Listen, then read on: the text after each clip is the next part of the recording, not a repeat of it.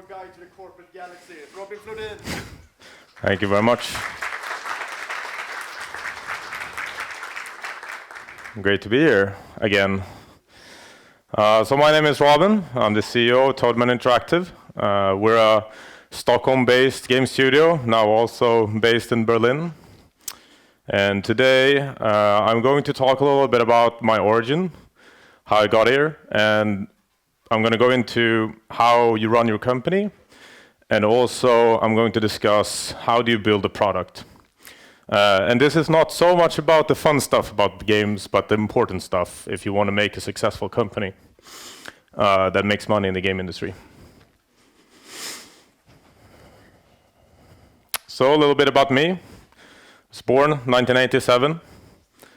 I was crazy about games since 1986. I started making games when I was 10 years old. Started making pen and paper games with my friends. And that has been a passion my entire life, is to build games. And I think this is an important thing to take with you, is if you want to make it in the game industry, it's not about wanting to play games, it's about wanting to build great games. I started my Ranger service 2006, and then came here 2007 to study where you guys are now at this university. And even before I left the university here, I actually launched my first game that sold 250,000 units on Steam, and that skyrocketed my career from there. And that since then, I've been self-employed my entire career. So I came to Gotland and I had a lot of dreams. I knew how to work really hard. This is some old pictures from way back when I was a little bit younger. As you might see, I'm the guy almost all the way to the right. And then this is actually a garage that's up by a pizzeria, a little bit outside of the walls. That was the first place we started out the group that today runs Toadman Interactive. We were all paying for the rent for this place out of our what we made from university. So it was like, I don't know, 300 crowns per person. We started developing our first game, which we then came to win a lot of prizes for here at the university, which we got to go to GDC and got to go to New York. And we kept going with the goal from day one from my side was always, I want to produce something that gets out on the market. I'd seen a lot of cool demos at the school, but no one ever finished games. And that was my goal, is I want to finish games, I want to build something no matter what it is. So we kept going, even we started a few weeks into our studies, and then we just kept on going. And so this was, we got this, I think, 1 year in or something like that.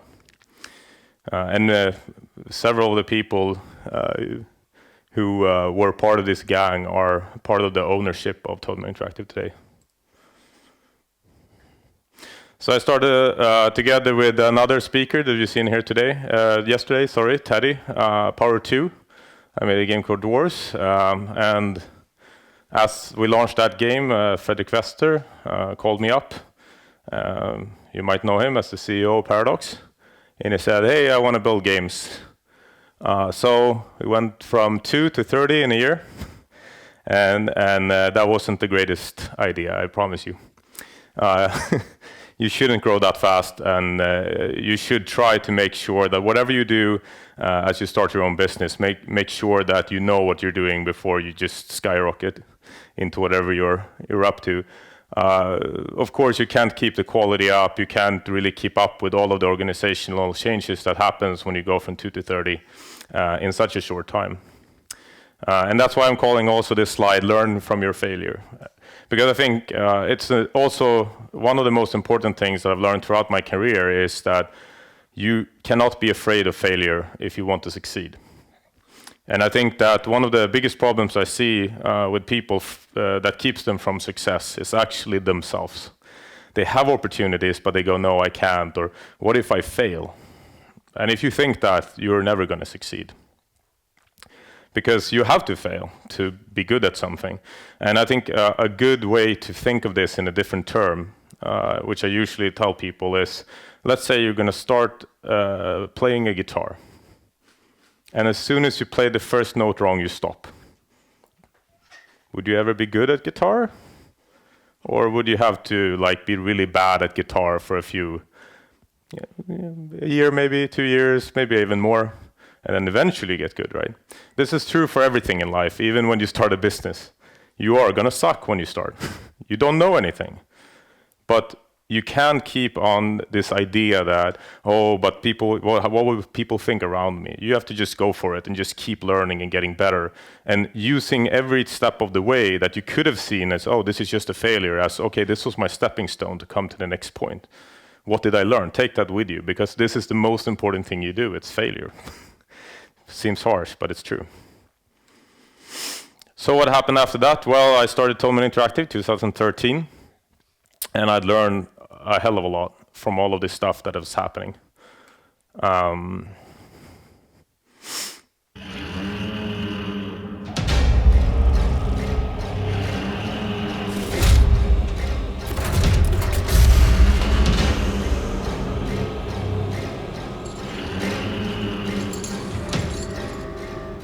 Some have no right to freedom.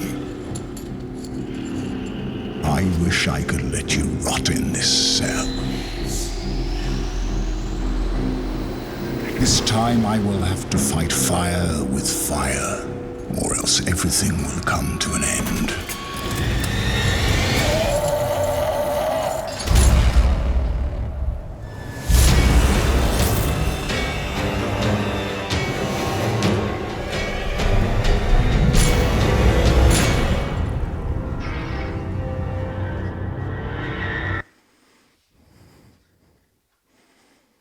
That was our announcement of Immortal, and a third-person action RPG for console, PC. It's going to be released in retail.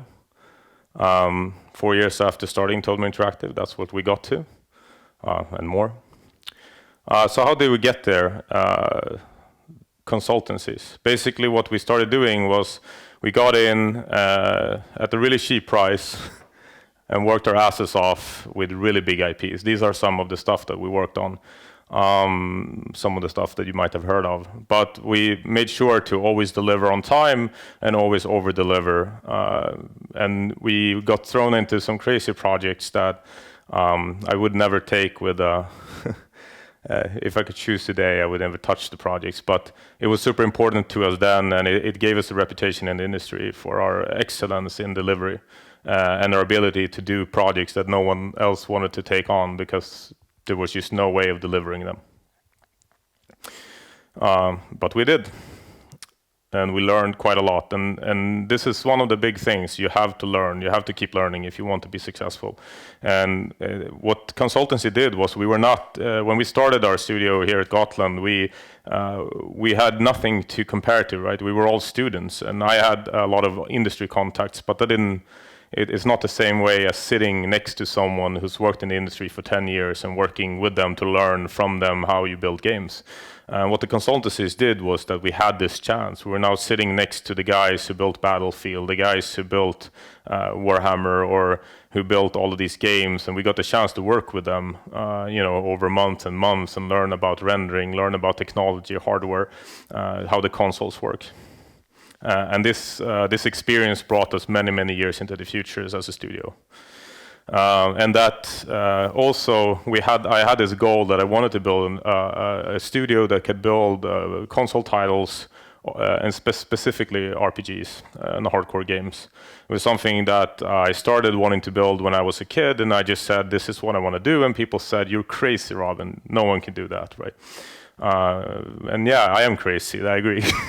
But we did do it. So a big part of that is really down to the fact that you have to keep going for that goal no matter what, even if people will tell you you're crazy, because they will. If you have any kind of idea that strives above the norm, people will tell you you're insane. So what is Toadman today? Well, this has been the growth of the company. We're actually the only now traded company that has have successive every year since we started. We've been profitable, and all of that came from our consultancies. We have a Berlin office. We actually have a Gotland office that just opened with one person in it. We're going to grow it. And we have a Stockholm office with about 30 developers. We just opened the Berlin office. We're now trading on the market as of Wednesday. We're still consulting for different companies, which has been part of our core business. Next year, we're launching Immortal, our first big console titles RPG that we've been working on for 3 years now. And we have also announced that we're working with Leyu, the guys who owns Warframe, to build a new game with them. And also something else, so 2 titles that are still unannounced that we're working on internally.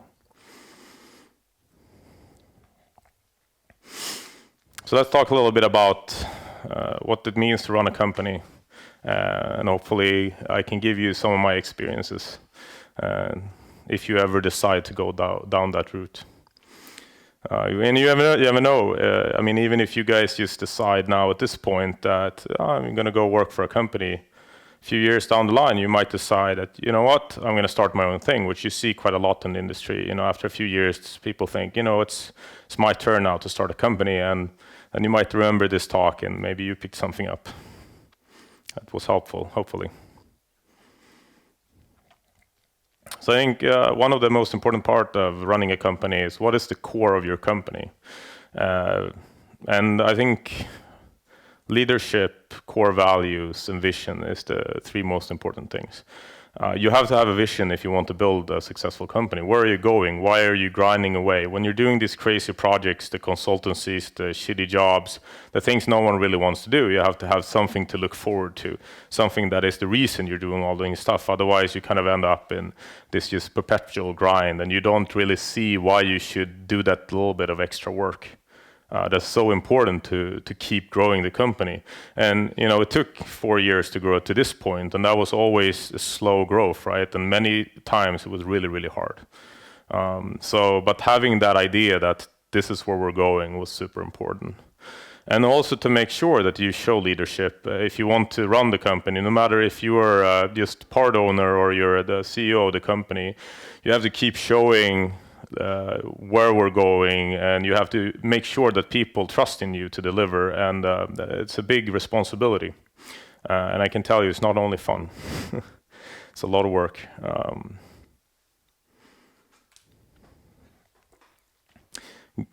And I think that one of the most important things, that's why I put this up as even as its own slide, is grit. And it's just, you have to fight your way through everything. No matter what. You just have to decide to do it, and you will see that you're much stronger than you think. You have to learn to problem solve whatever problems that come in front of you. You have to keep failing and still surviving somehow, which is might sound like a paradox, but I think that's something also that I brought on to this slide is actually balance in life, which is something I was really bad at one point, but tried to be a lot better at. And it's a marathon, not a sprint. You might have heard that, but what it really means is make sure you take care of yourself as well, because otherwise there won't be any reason to have a company at all if you're not around anymore. And I've seen friends go away that way, working way too hard, and then they lose everything in the end. So make sure, you know, on the way, have some fun also, not only work out, eat well, and don't take the shortcuts, you know. It's very easy when you work all the time to go, oh, you know, I can have that pizza instead of, you know, making some food. I'll save, you know, 30 minutes. It's not worth it, even though it might feel good. Networking is one of the most important part of creating a company. I started networking since the day I started the school, and one of my first things was how I got Dwarves on the market together with Tripwire Interactive was that one of the owners of Tripwire Interactive came to this school and was playing our game at Gotland Game Awards. And everyone else was kind of afraid to go up and talk to these developers. And my choice was, whatever, I'll just go up there and say, hello, how are you doing? Like, do you like the game? He's like, yeah, I like the strategy games. I'm like, cool. And then I realized, like, oh, are you staying over the weekend? And he said, yeah, I'm staying over the weekend. I said, do you want me to show you around Visby? And he said, yeah, of course, because he's American, right? He's never seen Visby, doesn't know anyone here. And then now we've been friends, really good friends for 10 years. And I think that that's also something I want to point out, that I see one of the biggest mistakes a lot of young students do, is that they think that networking means going up and throwing your portfolio in someone's face. And it doesn't. That's not good networking. Good networking is to become friends with people. And a lot of my friends in the industry, and I have a lot of friends in the industry all over the world, it has all come from just hanging out with people. And then maybe 1 year down the line, 2 years down the line, you get, hey, you know, should we do this together? And I think it's really important because think about it. I mean, of course, in an event like this, if you want to come out afterwards and talk to me a little bit, I'm here for you guys to have this talk. But let's say I'm in a bar, or in Stockholm we have this game bar, right? And students will jump up at people in the industry, be like, I want to work in the industry. And you go, I'm here for beer. Like, chill out. And just think about how would you want to be treated as a person? Do you want to be treated as someone that will get you things? Or do you think it would be nicer if you be treated as a person, even if you work in the industry? Right.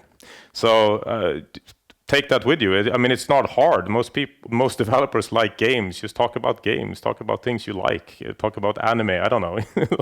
Like, bring up the subjects that is personal and makes you a person instead of throwing your portfolio in someone's face. And of course, I mean, during a conversation, it's fine to talk a little bit about, what do you think would be a good way to get into the industry? But I mean, a little bit of social cohesion is a good tip. But for companies, it's super important, and you have to consider it to be a job. You have to push yourself. You can't accept. I mean, it's kind of like, I see this all the time. No matter how you feel about going up to a stranger and talking to them, you just have to do it. Just to stop thinking, just do it. It's kind of like everything that it's worth doing in life is hard. And the best way is to just push yourself. And you might think today when I'm standing here and talking that for me it was always easy, and I can tell you it was not. I mean, I grew up a geek. I played video games. I didn't talk to people. I didn't like talk to people. Well, I like talking to people, but not strangers. I just pushed myself. I just decided one day that I have to talk to people because this is part of my job. This is part of what I need to do to achieve what I want to achieve in life. And then there's no excuses. You just do it.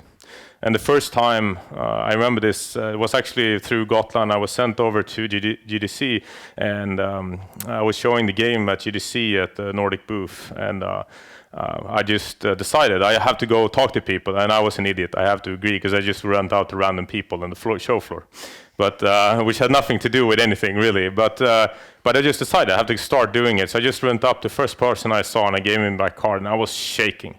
I thought this is the most horrible experience I've ever had. And I just kept doing it. And after a while, it didn't mean anything to me anymore, because that's what happens if you keep doing something that's really hard. After a while, it doesn't feel anymore. And then today, I have no problem going up to anyone and just speaking randomly. And I kept doing that when it mattered. I mean, at that point, those people don't remember me. It was just random people on the show floor.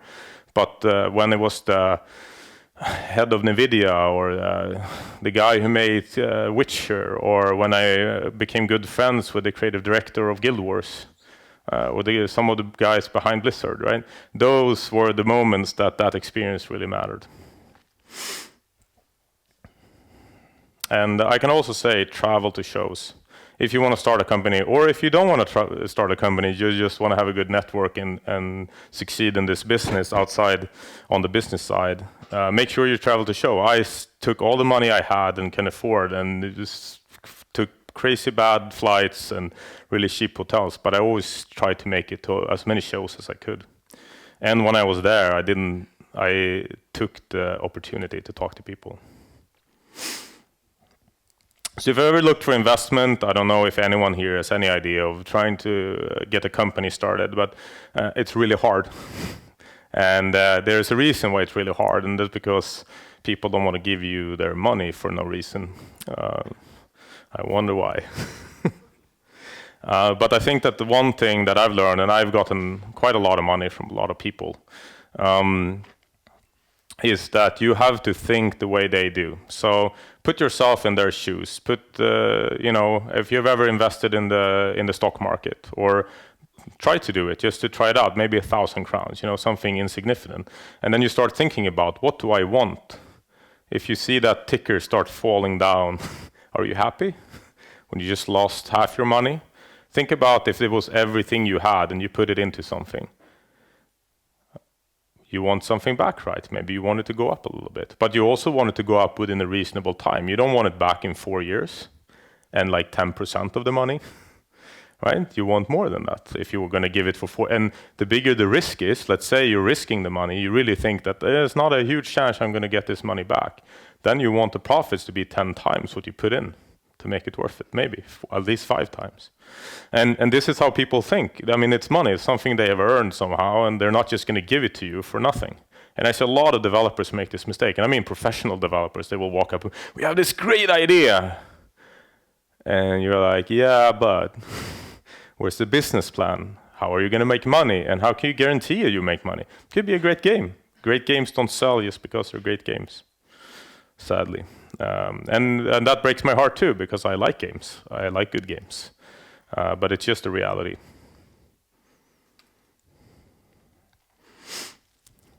And then the last part of the company side that I wanted to bring up is make sure you have a long-term plan, and it's part of the vision side, but it's also build goals that are longer than the next month, even if you only have money to survive the next month.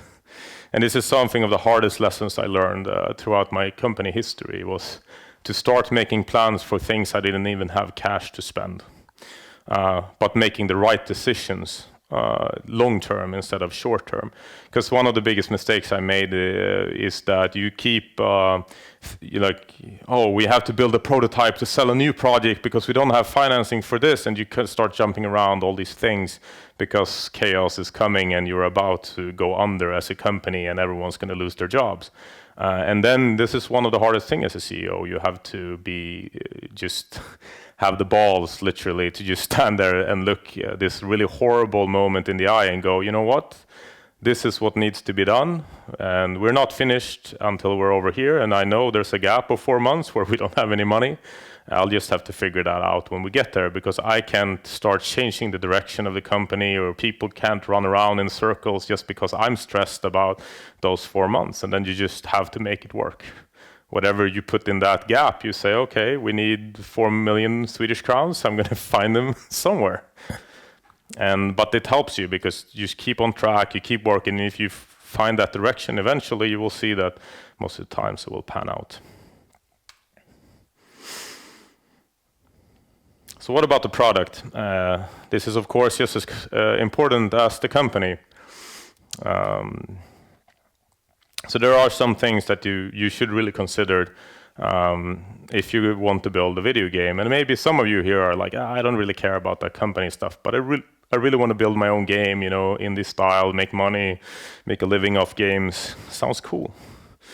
And there are some things that I see that all people make huge mistakes on, and it's kind of crazy actually, because everyone looks at it like, I want to play this game, so I'm just going to build it.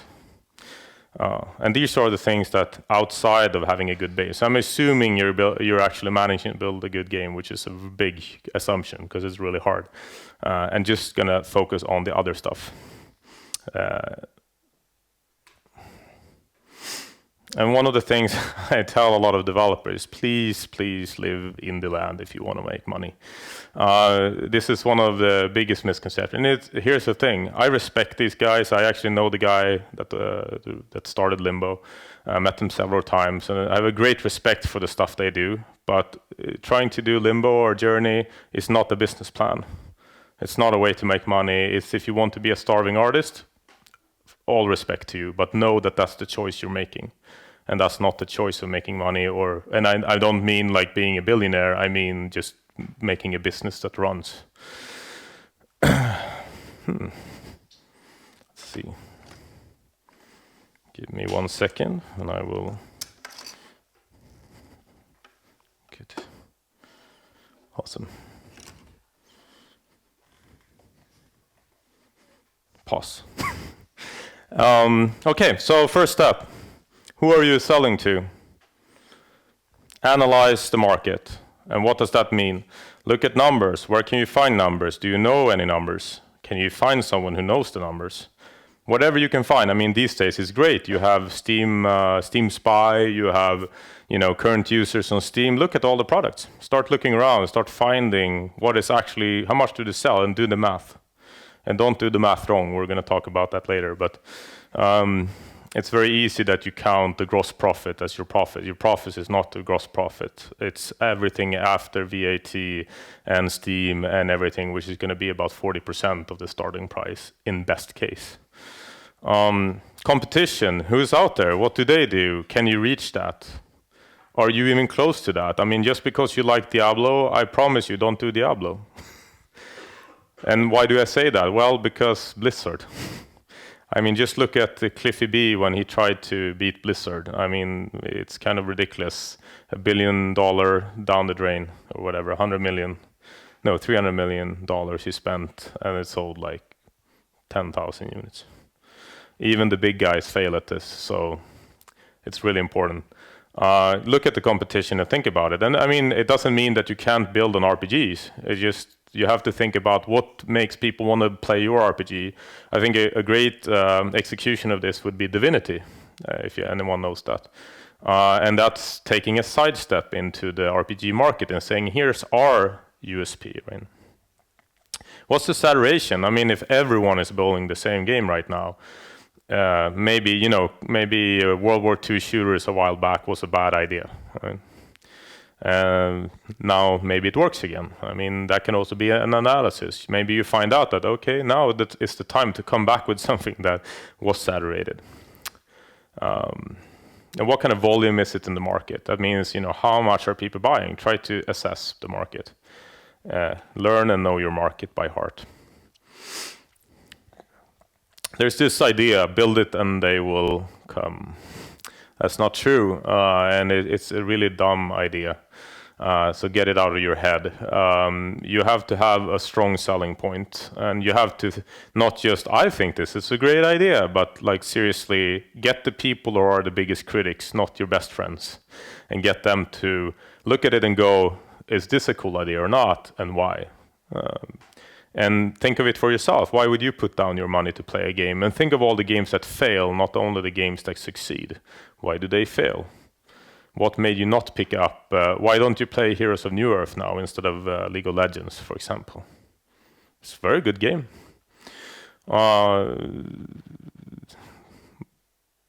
And when you make something in the beginning, I would really recommend simplicity. Don't go too far too quickly. Make something that is fun to play, that has a unique selling point, and get it out on the market.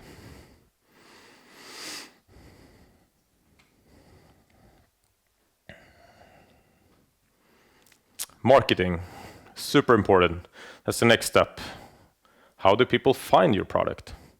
And and on the USP side, unique selling point side, you also have to think that ties into marketing, because one of the most important things is also how, when a friend of yours tells you, it's kind of like this game, but that, or whatever they say, that is called a pitch line. And that pitch line is usually what sells games as well as movies. It's something very short that someone will tell you to get you to play something, most of the time. Not always, there's always exceptions. But and on that, you have to get hooked. So what gets people hooked? And what's your strategy for marketing? How are you going to get out there? How many eyes gets on the game? I mean, you will have to have millions of views before you're even competitive in the market. Immortal Unchained had 219 million views with announcement. Unique views. And that's not going to turn into 219 million sales, I promise you that. So, and you have to think about that. And that's just for an announcement. You have to keep going. Where's the money for marketing? Have you thought about it? Who are doing the PR? Who's inviting all the press people? What are all the other strategies around marketing? And I don't want this to be like, oh, it's really scary to start companies, but you have to think about it. Because there is a lot. And also, how do you stick out? I mean, this is Play Live or On Live or whatever that streaming service called, but how does a consumer pick you out of the, let's say, 70,000 games that were released on Steam last year, if that's where you're selling?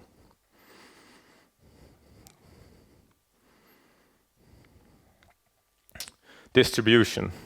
Super important part of releasing a game is distribution. What's your distribution channel? Who's handling?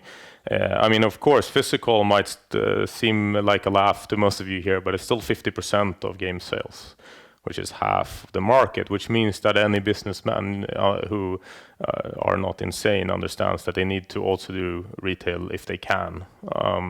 Of course, you can build a niche online, but it doesn't mean you can ignore the retail, sadly. One day, maybe.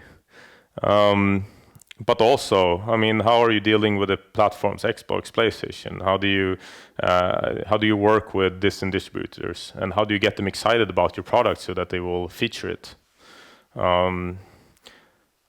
This could probably be an entire talk in itself. Most of these slides could. We come to even more boring stuff, which is sales numbers and predictions. Make a prediction chart, and one thing that I always see is a lot of people count backwards, also called Italian bookkeeping. It's not a way to do it. When you count out the numbers, you can't just go, this is what we cost, so this is what we're gonna make. We're gonna sell 10,000 units. Yay! Everyone's happy, right? Where did you get the numbers? Can you defend it against the market? If we go back to the investor side, how can you explain to them, where did you just pull it out of your ass? That's not gonna work. And it's not really something you wanna put in 5 years of your life into, really. And I've seen a lot of people do this. They keep putting years and years and years, and they're like, when we release, we're gonna, sell 1,000, and they sell like at 2,000 units. And you go, okay, that was 5 years of your life. You don't have that many years in a lifetime. Maybe you should think about that before you started grinding away for 5 years, if it actually was a market. And I'm not saying this to be like, to get you down, but this is the truth and reality of game making. You can know this beforehand and be successful at it, but not thinking about it, I think, is quite bad. And like I said before, have you counted in all the people in between, the distributors, the VAT in the different countries that you're selling in? That's gonna matter. I mean, you only get, if you sell in retail for 500 crowns as a developer, in best case, and that means not with a huge publisher, like a small publisher in between, you might get 150 crowns for each unit sold. Most cases, maybe 35. So there's a lot of units to sell if your product costs several million Swedish crowns, right? But that, of course, depends on the deals you make. But you have to count it in, and you have to find real data to support your claims. And that ties into budgeting. Budgeting is also super important.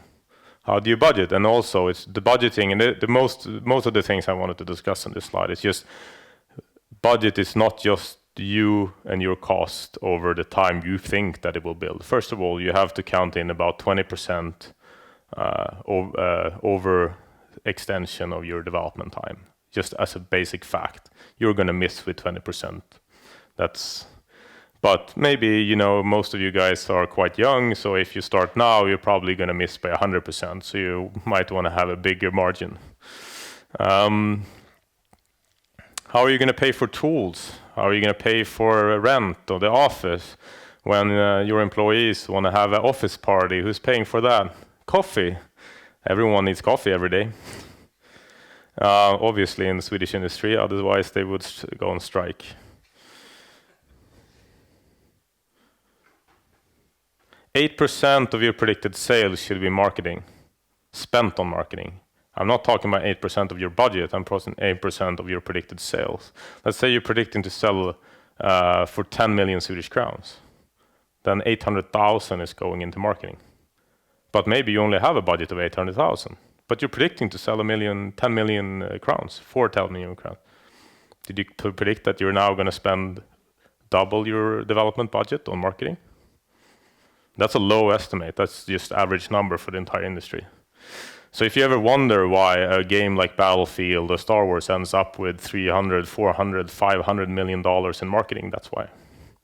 Because they will make billions, right?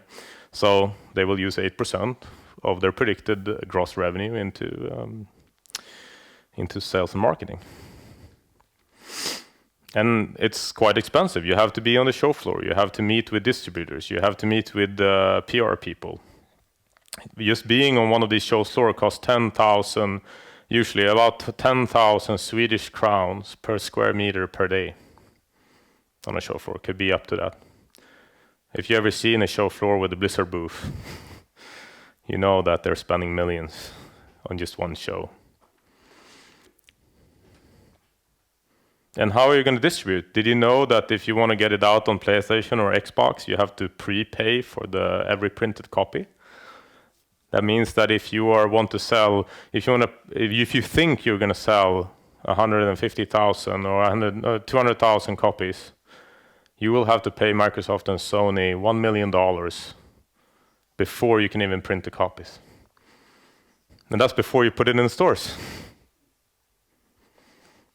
If you ever wondered why prices on games are high, now you know. So what's the lessons?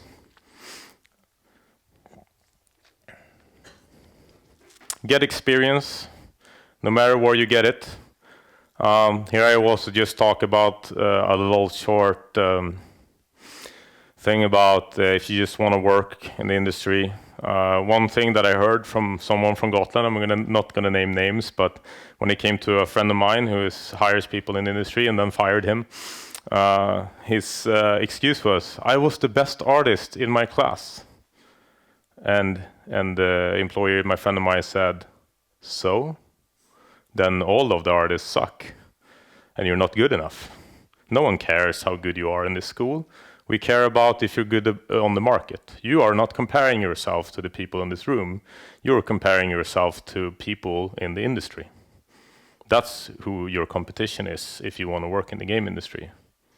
And that's you have to think about. So don't think that you can look around in this room and go, oh, I'm really good at this. I'm just going to stop working. You need to get better. And I promise you, it's hard competition getting out into the game industry. There are insane people working in the game industry. It doesn't mean you can't get a job. Don't get, dismotivated. I'm just saying that's the reality. And also, I think also something that is really important, if someone tells you that, like this guy told him, which was like, you're not good enough, don't be like, oh, I'm going to stop. No, get better. He will hire you back if you're better. He didn't hate you. He just didn't think you could do the job. It's very simple, right? Look for the job again. I see this a lot of times. People will look for a job for us one time. We'll never come back. If we say no, they're like, oh, didn't like me. It's not about liking you or not. It's just, either you can do the job or not. That's what you're paying for. I mean, if you go to a hairdresser and they don't cut your hair, you're not going to pay them, right? That's how the industry works, any industry, really. And I think that's a really interesting thing that I think is good for you to understand. First of all, search for jobs again when you get better. It's fine. No one's like looking, that's the person who searched last year. If you get really good, they're going to go, oh, nice, come back, especially if you're a good person. And that's also something really good to remember. People around this classroom will get into the industry. They might be the guy who hires you one day. Be friends. And it's important. You don't know. You never know who gets in. You have no idea. And they will just stay around or what positions they have in the industry at the end of the day. Many of my friends that I studied with are all in the industry in different places. Many people in my class and the classes under me and over me have made it into the industry, right? And some of them, they took a while. Maybe they also studied some more and then they got back to it, but eventually they made it in. And some of them made it to quite high positions inside companies and have quite a lot of power. So be friends with people. It's a good tip. And also, even when someone fires you, take it gracefully. And that comes back to the same point, is that, you know, that person might hire you back if you just take it in a good way and get better and come back and learn, instead of just taking it personally when they tell you that you're not working out. Build a network, find the right people. Thinking about the point I just said. Make sure you survive no matter what it takes. And it's going to be hard if you want to have a company. Think about the market, the budget, the value of your product, the visibility of your product and what it does in the market. And then decide what you're going to build, instead of starting with, I really like this game, I should build that. And it doesn't mean, I don't mean that you shouldn't build games that you're excited about, because I do. But it took a while to get there, right? I didn't start off going, yeah, I'm going to build a huge RPG that's 40 hours plus and, you know, it's on console, because that would have been foolish. And I promise you, Unity is not good enough. It's horrible on console. Don't use it. No, I don't say that, but to be honest, it's not as good as you think, and you don't know all the things that you will face. And I think that this is also a lesson that you should always take with you, no matter what you do. You have to understand that there's a bunch of things that you don't know, and those are the things you need to get to know. And that's also why failure is important, but it's also something you have to be aware of, especially looking around as you're going to build things. I mean, how many of you have been like, oh, Unity, I can build a console.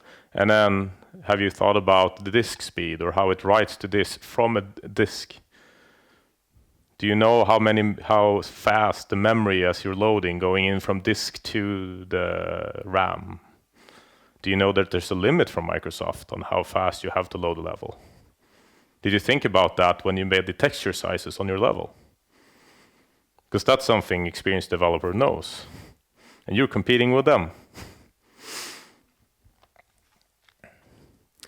But as the last thing I want to say on lessons is, okay, I've told you all of this really hard stuff now, hopefully sobering, hopefully something you learned something from.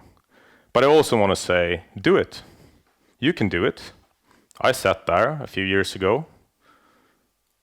If you decide and put your mind to it, anything is possible, and I mean that.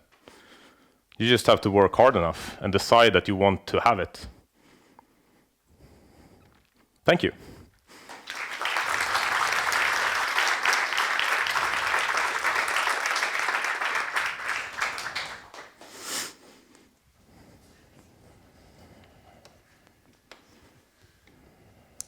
Yes, hi. Hello. A question I had when you were talking about marketing and analysis. Can you give us any details on specifically Unchained and where you got that data and how you analyzed that specifically? For the game? Yes. So I can't tell you a lot about the data. Give me a second. But I think Steam Spy is a great way to analyze data at least from Steam. You won't get the numbers. You can search online on Google. Of course, publishers have these numbers that you can, and of course, if you work with publishers, you can look at them. But of course, I can't tell you about them. But get to work with the publisher is one way. And then get into how they have their data. Another way is, like I said, just look online. There are quite a lot of sources on sales. But I think, especially with Steam Spy, it's not perfect, and you should know that. It's far from the right numbers, but it gives you an idea. For example, if you look at VR sales, you can see how horrible a business plan VR games are on Steam. They sell like an average of 100 units, which is horrible and horrifying. And that was quite easy to grab from Steam. So I think you could start there, even if it doesn't give you the numbers for a retail or other places. You can try to grab around. Game, for example, the store that I showed, they're a publicly traded company, which means that there are numbers available. Not perfect, but you can get a grasp.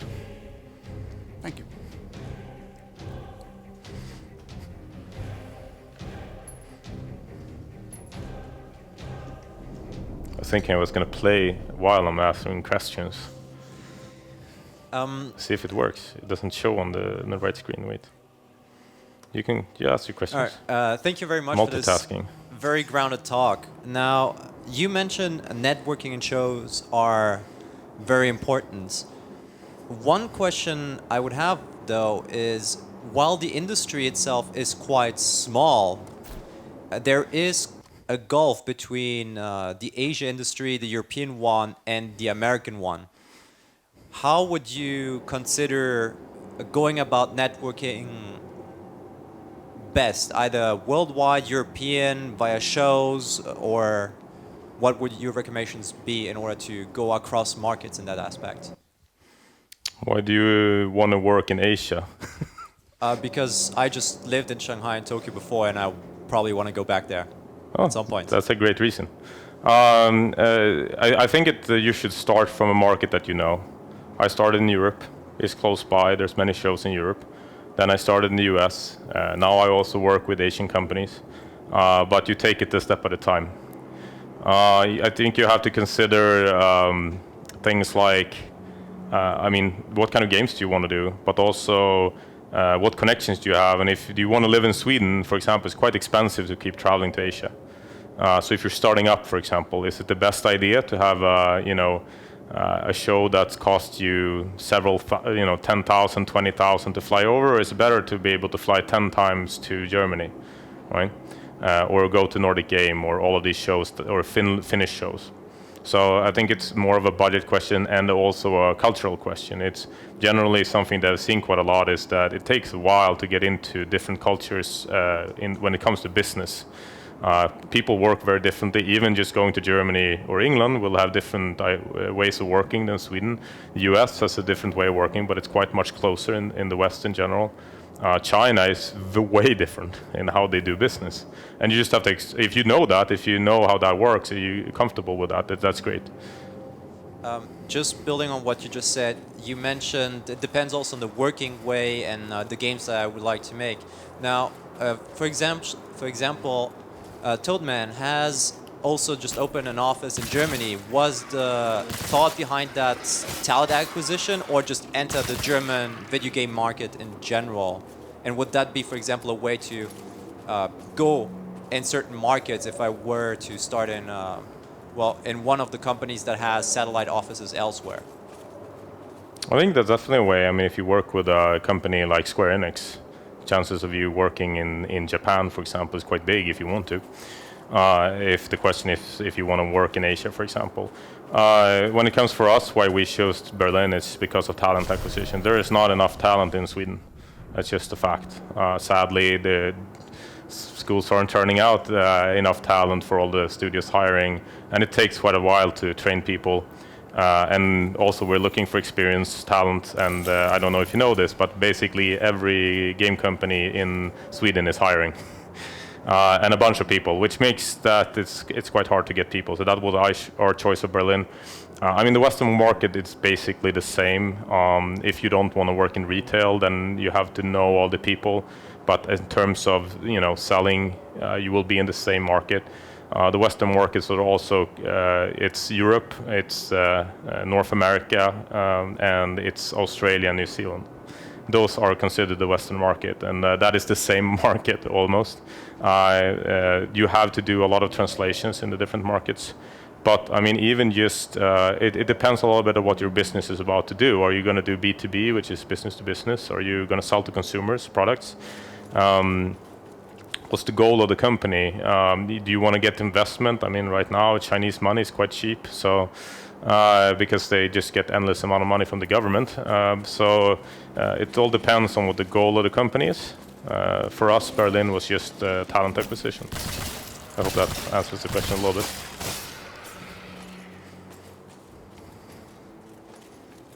So this is what a demo that we've been showing at PSX this weekend. That's why I can show it. So it was actually, if anyone want to play this afterwards, they are allowed to try it out, because this has been played by the public. Hello, thanks for a very pragmatic talk. I was wondering, your company, what kind of disciplines do people have in there, and what exactly do you offer when you call yourself consultants? Is that spreading to programming, art, every discipline, or you're like focusing on something particular? So our company was really well-rounded all throughout our production. We worked on everything within the companies, which I think was one of the reasons why we could do the transition to just do our own games, because we basically did everything anyway. A lot of times within companies, in the end, we did entire products on our own. So we have everything from programmer, artists, to UI, to concept artists, to animators, to you name it. Our speciality when we were consulting was a fire team, which means that you make sure that products ship on time, on schedule, when they are way out. So that means that you basically work day and night to deliver something that is almost impossible to deliver, and that was our pitch. And we were quite cheap in the beginning, and then we got more and more expensive over time as we got well known and had the ability to look back and point at things and say, we did all of these games, and all of those shipped. And people were like, oh, that's cool. And then we raised our salaries over time.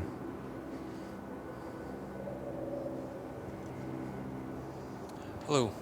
You mentioned doing marketing research. Can you give us any tips of what sources would be easily accessible for us? For instance, for example, you have App Annie for mobile games sales, etc. I can't really give any specific, especially not for mobile, as we don't personally do a lot of mobile games. You'll have to scour the internet for where you can find it. When it comes to mobile, there are people launching numbers all the time. I think what you need to be careful about is why do people launch their numbers, and what are the numbers they don't want you to see. And this is one of the classic problems. A lot of companies don't show their numbers, but I can tell you it's not good.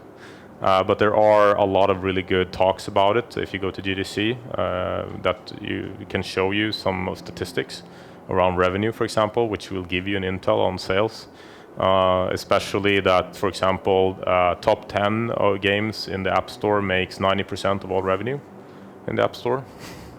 So you can count out yourself how much the rest of the games makes when there are 1 million games on the App Store. So I think the only games that make any money in the App Store is the top 100. Everyone else is sort of a failure, for example, in the gaming. Not everyone, but I mean within the time of their launch. If they can't reach the top 100, they're basically not making money. So you can use that data, for example. But there are a ton. GDC, especially even Europe, I think they canceled that now, but there's Respawn.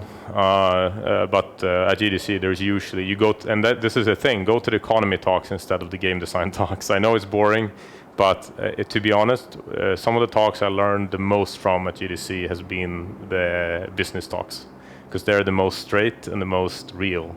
While design will be like, yeah, do a great game, it will be great. Which doesn't teach you a lot, and it's quite hard to actually actualize a lot of that knowledge. While a business person would be like, here's a number, there's another number, look at all these numbers, and they're all real numbers. So you go, oh, interesting, I can put this in a spreadsheet and it will give me information. That's my tip. See if I can actually play this end talk, we'll see.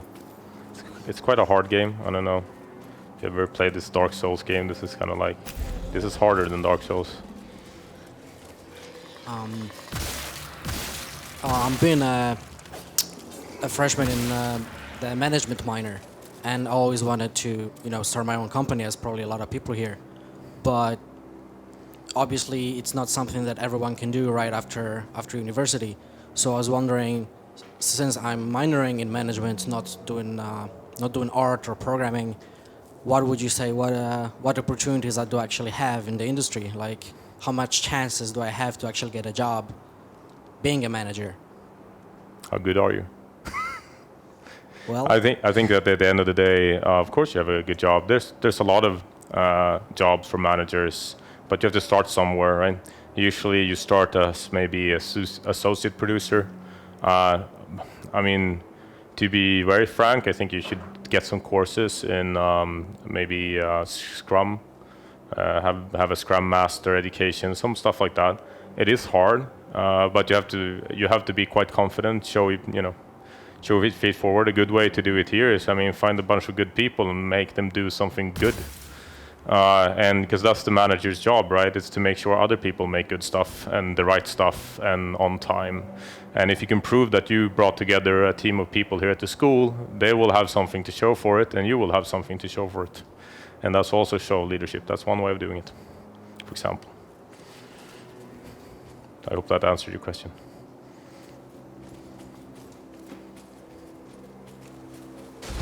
Two more questions. Oh, I'm gonna die. Ah, no. See if I can make it and talk at the same time.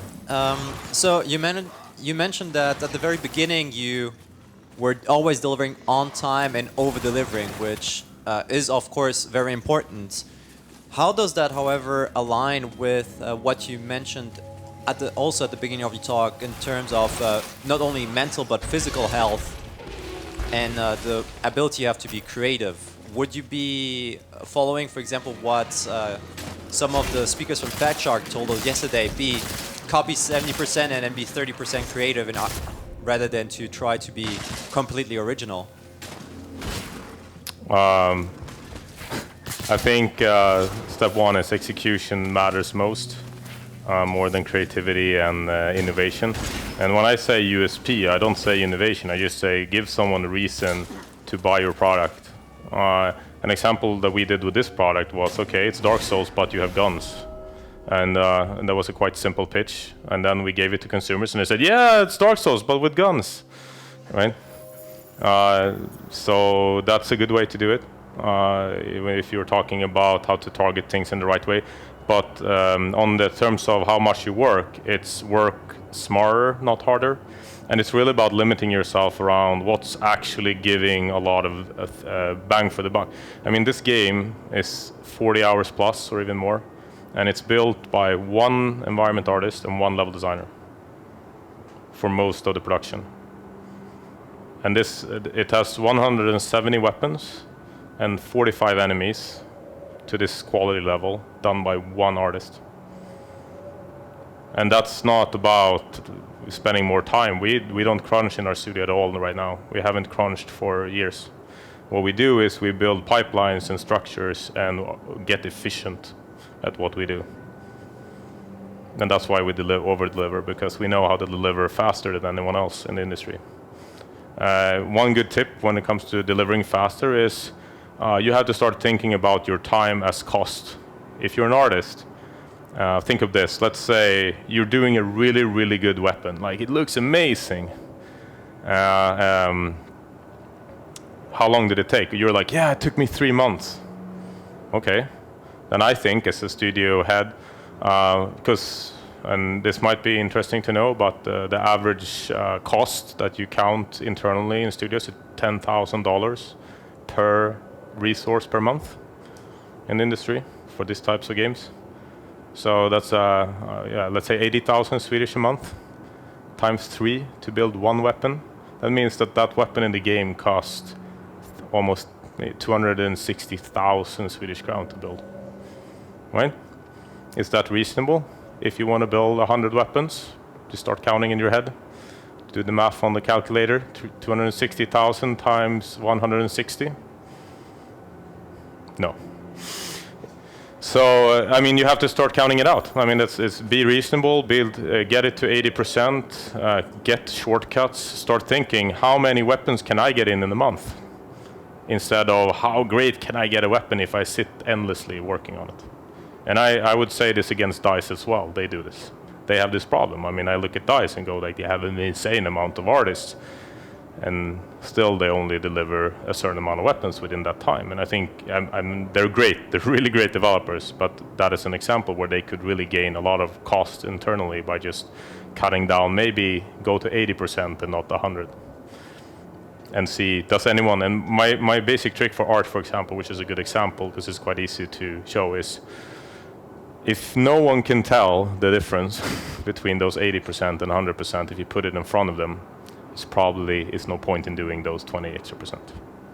And you have to think of it as a production. It's cost. It's in the end of the day, how much, and think of it as a consumer, how much value do you get out of a product? You don't care about, you know, if the artist spent 2 years building that one weapon. You only care about, did I get a lot of cool weapons?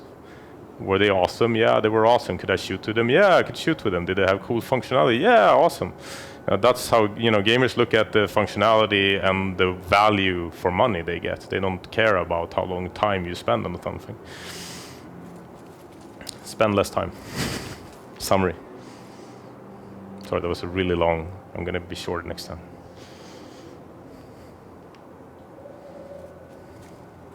Last question. Are you building your own engine for this game, or is this what is this running? This is Stingray, actually, that we got to know today. That or we didn't get to know. We've known it for a while, but Autodesk just canceled the engine. But it doesn't really matter for us, as we have the engine, the source, so we build it out ourselves internally. But so we started working with this engine back when it was basically created. It's founded by the guy. This is the former version of this engine is the engine that created Payday and was the Green engine. And the guys who built the Green engine, which became the engine that is today running Payday and Payday 2, those guys split off to do a new engine. It's the same engine. This is the same engine that runs Warhammer Vermintide as well. War of the Roses and Arrowheads, who you might know, they also use this engine. It's basically just Swedes who use this engine. But to us it's a great engine because I mean, it gives us the power to actually go in and change workflows and work on console where we can decide loading and textures, and it's a little bit more advanced than Unity, but it also gives us the power advantage of that. But I think at the end of the day you have to learn your tools. I don't recommend Unity, to be honest, if you want to do console games, but I do recommend Unity for mobile games quite heavily. Or PC games. It's really good for those. It's not shown this far. It might be better because it's quite hard to get in under the hood in Unity and fix all the dumb stuff that they do with loading and performance, which looks horrible. I hope that was... Thank you.